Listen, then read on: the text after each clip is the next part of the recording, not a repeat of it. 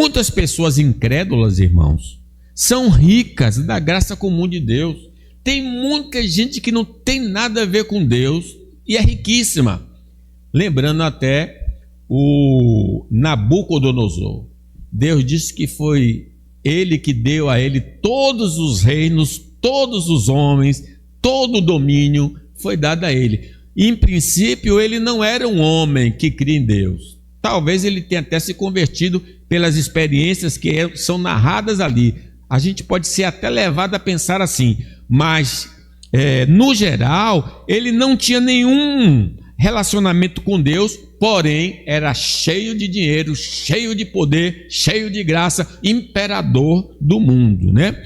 Então, se a gente for considerar que riqueza é sinal de comunhão, então a maioria dos crentes estão fora dessa graça, porque os crentes, em sua maioria, são pobres e não são ricos. Graças a Deus que Deus não estabeleceu nem a riqueza nem a pobreza como evidência de comunhão.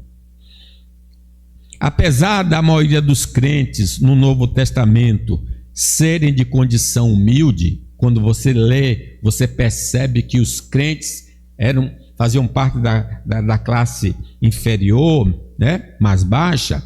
Sua comunhão com Deus não provém do estado econômico, mas da fé em Cristo Jesus.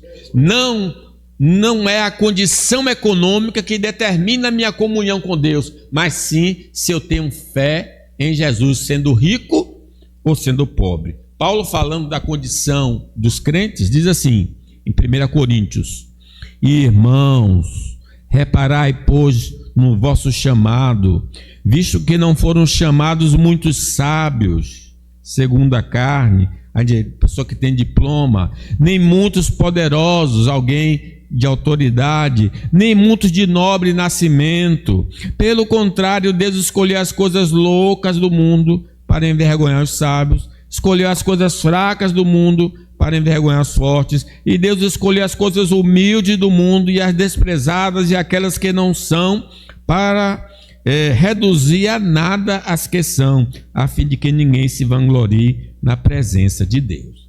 Então, a riqueza, por exemplo, de origem lícita, não estou falando dos trambiqueiros, né? A riqueza de origem lícita indica sinal da graça comum.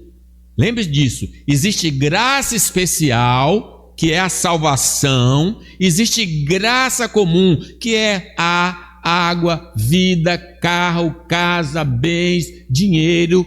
São dois tipos de bênçãos que Deus concede. Graça significa favor não merecido, seja do campo material, seja do campo espiritual. Então, a riqueza de origem lícita indica sinal da graça comum, mas não indica sinal da graça especial. É muito importante isso.